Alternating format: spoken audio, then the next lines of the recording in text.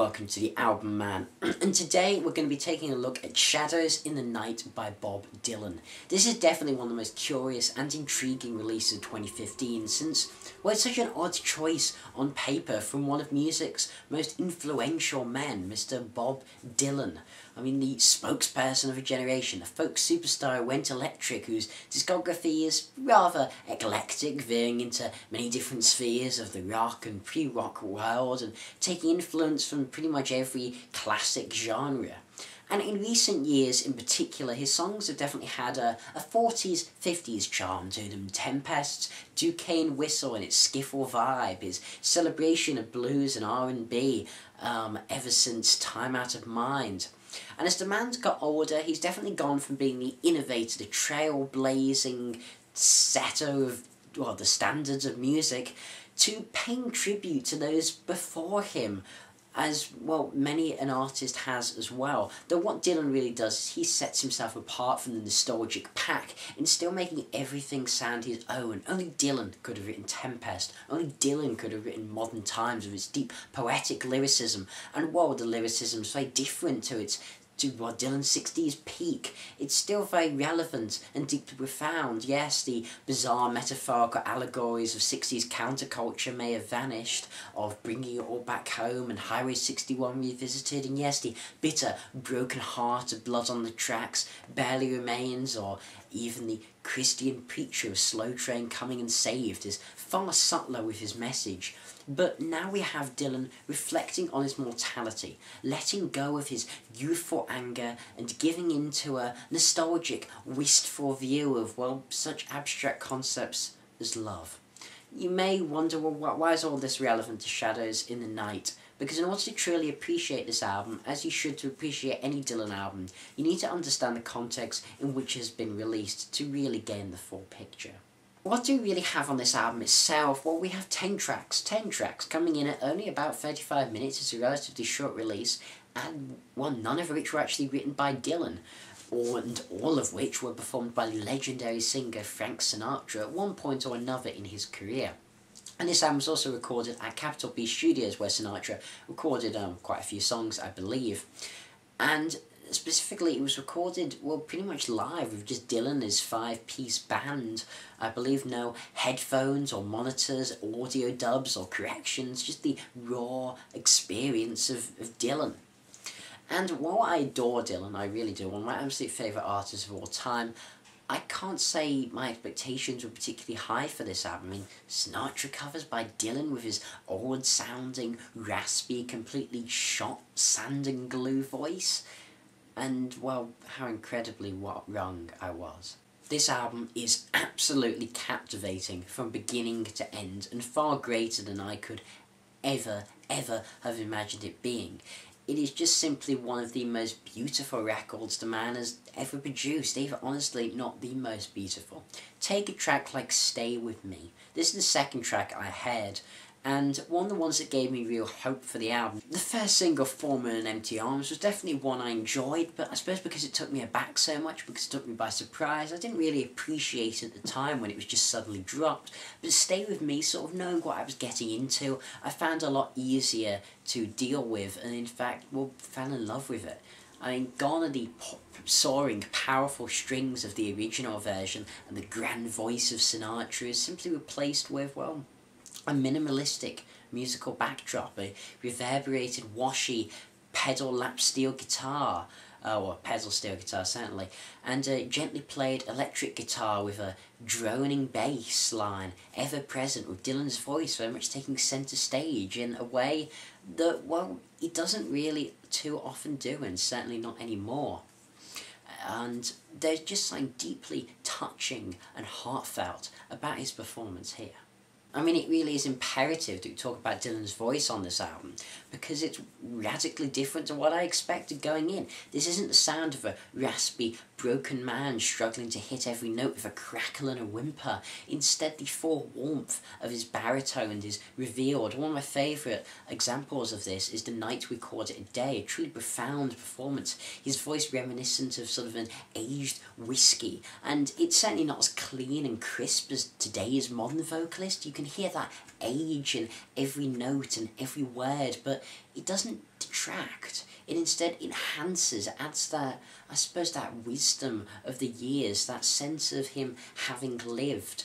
And yes, the nasally tones that you expect from Dylan are still omnipresent on this album, as he sometimes strains for those higher notes. You can hear his voice slightly just break and buckle under the pressure, but his crooning is surprisingly well implemented and demonstrates the qualities that really have always made him a very interesting vocalist. I mean, people love to say, Dylan can't sing for shit. Yeah, he ain't going to be singing Bohemian Rhapsody anytime soon, or an opera. But the reason Dylan's voice is revered by his fans, because the nuance, the delicacy, and the careful way in which he places each word on a tune in order to make it the most effective. His phrasing is just second to none, and his interpretations of these songs seem to inject life into them. And these comparisons are particularly apt as well. That was one of the things Sinatra is most famous for, the small pauses he would take and sometimes offbeat nature of his vocal deliveries gave him that very unique quality. And I feel that Dylan, without trying to emulate that, it's something he's always kind of done definitely in a different way, but he's always had really that nuance in his voice, and I think that very much works with Sinatra's songs. The live recording style, I really think, greatly contributed to the realism and grit present in his voice, since, again, in the Night Recorded a Day and other songs across the album, you can even hear Dylan gently breathe into the microphone as he waits for the next line, and it just, overall, the performance has a very natural tone to it, which I definitely think is a great benefit to the record. I mean, Dylan himself said about this album that he wasn't covering the songs since they've been covered 1,000,001 times by a plethora of different artists over the years, but instead he said he was uncovering them, digging them up from the grave and shining a new light onto these songs. And he definitely appears to be bringing them firmly into the 21st century, yet without sacrificing the qualities they were imbued with that made them so classic and timeless in the first place. It truly is in Dylan's arranging of the songs that the real strength of this album lies.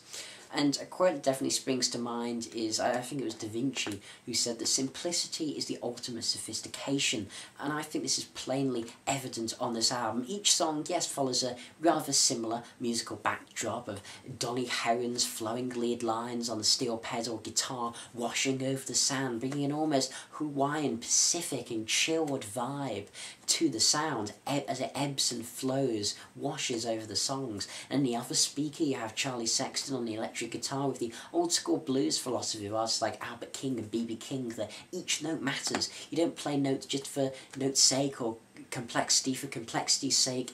Instead, play to the bare minimum and make every single note count.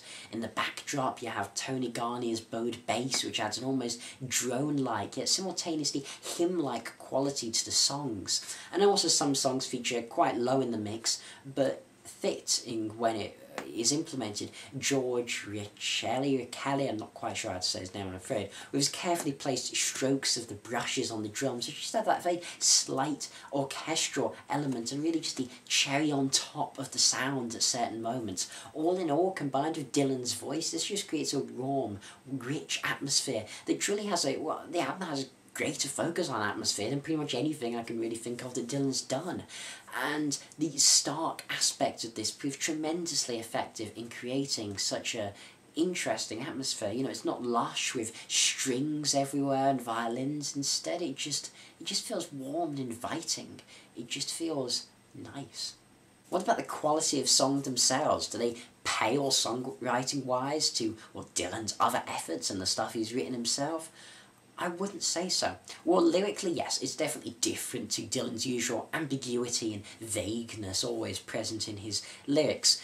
The same themes he's been exploring in recent times definitely continue, but definitely expressed in a different fashion. These songs were not blindly picked, clearly, but carefully and intentionally handpicked by Dylan to convey, well, in my opinion, and this is certainly what I get from the album, but I feel the album's definitely open to many interpretations, I definitely feel that there's a sense of lost love. They're not in the embittered way of Idiot Wind or maybe the fed-up tones of Love Sick. Instead, it's deeply rooted in nostalgia and in a deep longing, wistfully told with a sense of regret in every lyric. And this is perhaps best shown on What I'll Do, even. With a lyric such as, when I'm alone, with only dreams of you, that won't come true, what'll I do? And, well, more blatant and to the point than a lot of Dylan's lyrics, there's just a genuine feel to it, this genuine emotional expression as Dylan accepts that his love is lost, but yet he doesn't feel angry about it, just wistful of days past. It definitely reminded me instantly of the sentiments expressed about Mr. Dylan by his former lover Joan Baez on a Diamonds and Rust album with the song Winds of the Old Days. Such lyrics as Ghost of Johanna will visit you there and the winds of the old days will blow through your hair. And that's very much a song about just looking back on her love with Dylan with sort of a fondness and nostalgia. And I really think Dylan explores very similar themes in this album, and I think to tremendous effect. Though I do feel the real opus on this album is the closing track, That Lucky Old Son.